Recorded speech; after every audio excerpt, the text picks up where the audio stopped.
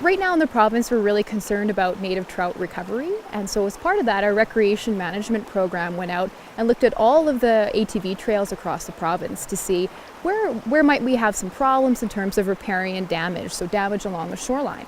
Rocky Creek is just west of Rocky Mountain House and Sundre, Alberta, along the east slopes of Alberta. What our recreation management team found at Rocky Creek was that there was quite a bit of damage to the point where it was risking the bull trout population there.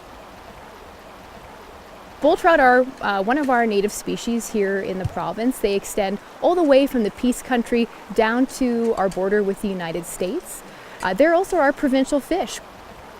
We know that they've been declining since for decades now, and it's complicated. You know, the East Slopes is a really busy place where we have lots of land use, lots of recreation, and unfortunately that comes at a bit of a trade-off, and that trade-off is the health of many of our native fish populations. There was a great deal of concern that this very unique region with an important component to the future of some fisheries and fish stock was compromised. And if we did not take action as a department in the near term, that this fish habitat may be degraded to the point where it may not come back. Last November, with Trout Unlimited as our partners, we went in and rescued some of the bull trout out of the stream and then started one of the largest reclamation projects out here west of Sundre.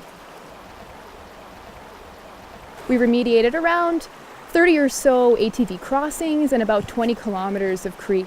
And our hope is that we will bring back bull trout to a healthy state in the Clearwater River watershed.